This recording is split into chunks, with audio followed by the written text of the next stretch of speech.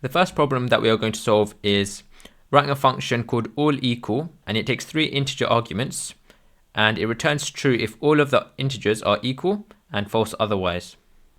Okay, let's start by defining our function. It's called all_equal, and to define a function we use the def keyword, and it takes 3 integer arguments, x, y and z. So these are all integers that we will pass into the function when we call it. And what we want to do is we want to check if all of these are equal to each other. So what we can do is we can check if the first number is equal to the second number and the second number is equal to the third number, then that must mean that all of these numbers are equal. So we can check this by writing an if statement. If x is equal to y and y is equal to z, what do we want to do? We want to return true.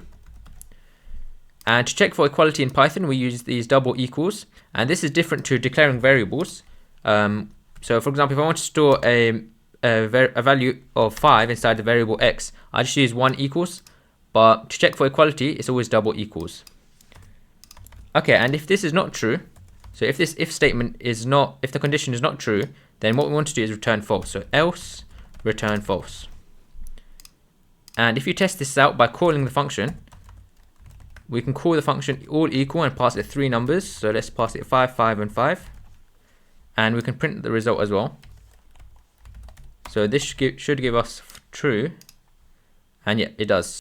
Okay, now let's try and simplify our code. So we're going to write the function again, and we're just going to write in a nicer way. So what we notice is this is basically a condition up here. We're checking if this condition is true, and if it is, we return true. But in Python, what you can do is you can just return x equals y and y equals z. So what this means is we're returning the result of this condition. So this is a condition, and if the condition is true, we're going to return true. And if it's not true, we're just going to return false. So if we test this out, I'm going to comment out this function, and to comment out multiple lines, you just highlight everything and hit Control// on your keyboard. But let's test out this new function. So it should return true, and yeah, it does. And let's try and change the value of the last number to 10. So it should return false, and yeah, it does. So we can simplify our code from 4 lines to just 1 line by using this little trick. Okay, here's question 2. We need to write a function called 5exists, and it takes 3 integer arguments, and it returns true if at least one of them is equal to 5 and false otherwise. Okay, let's start by defining our function. It's called 5exists. It takes 3 integer arguments, and we need to check if at least one of these values is equal to 5. So what we can do is we can check if the first number is equal to 5, or the second number is equal to 5, or the third number is equal to 5. So we check for equality by using double equal sign. So if x is equal to 5, or y is equal to 5, or z is equal to 5, then we want to return true. And if this is not the case, we return false.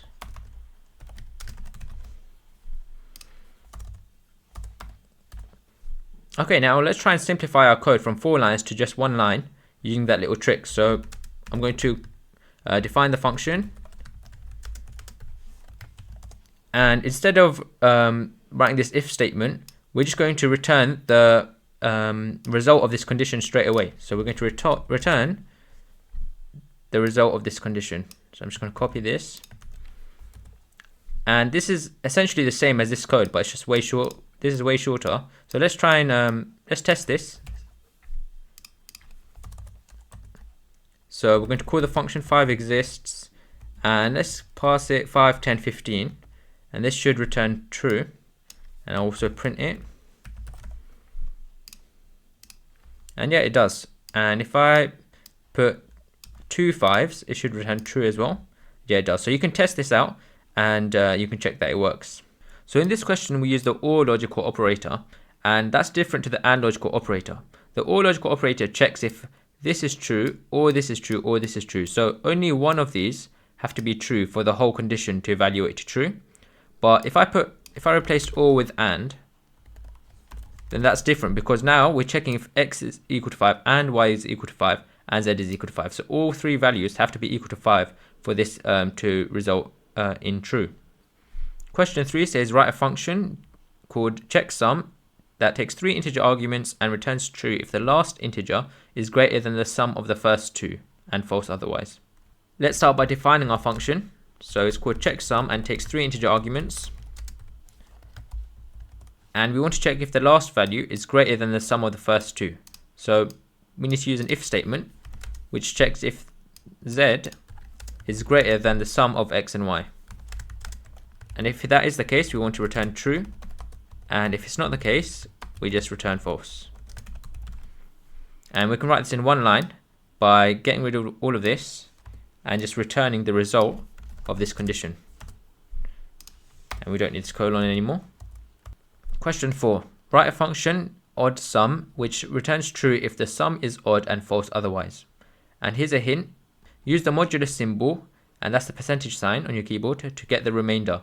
So for example, 5 modulus 2 is 1 because the remainder of 5 divided by 2 is 1. Okay, let's start by defining our function. It's called odd sum and it takes 3 integer arguments. And we need to check if the sum of these values is an odd number. So in Python, what you can do is you can use the modulus function. So for any odd number, let's say 7, if you divide it by 2, then what's the remainder? Well, the remainder is always going to be 1. So even numbers, they have a remainder of, for example, 6. If you find the remainder of 6 divided by 2, the remainder is 0. So that's a way of checking if a number is odd or even, just by looking at the remainder when you divide it by 2. So let's add up these numbers. So if x plus y plus z, and we can wrap this all in brackets. So if the sum of these numbers divided by 2, so the remainder of dividing by 2 is 1, then that means it's odd, so we need to return true.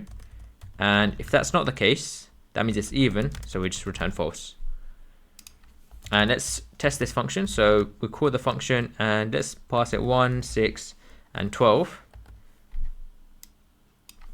And that's 19. So if we print this, this should be odd. So it should return true. And yep, it does. And let's test another number. So let's put 13. So that's going to be 20. And that should be false.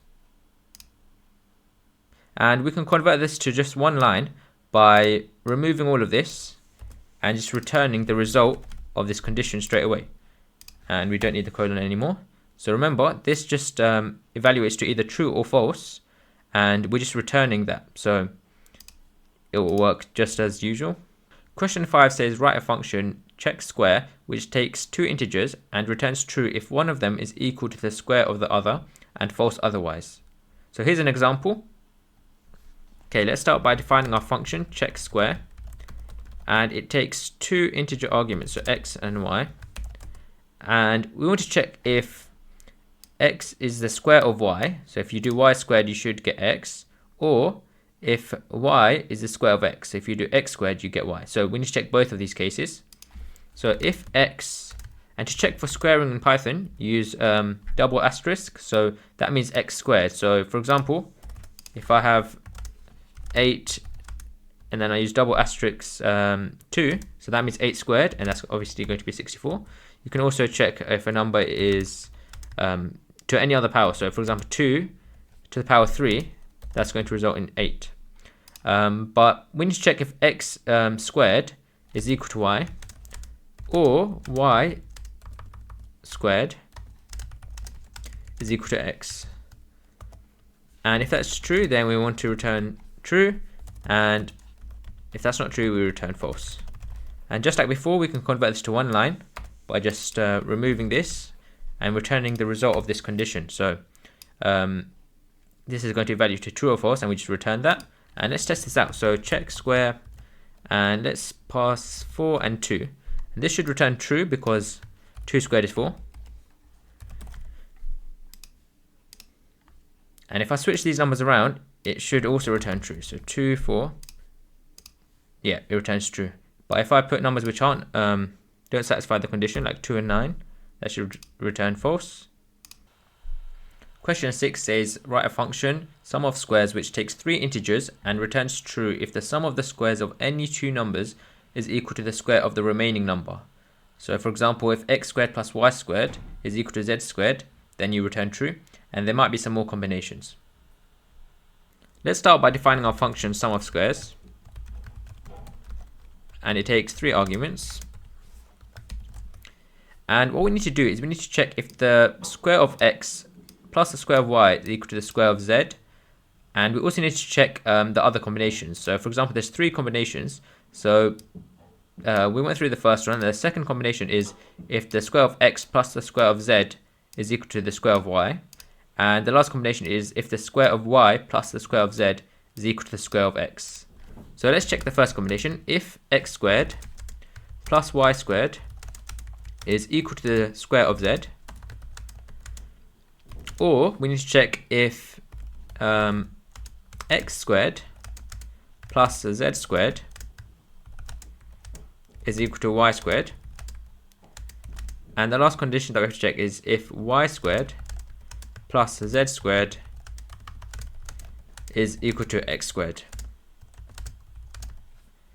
And if that is the case, then we need to return true, and else we can return false.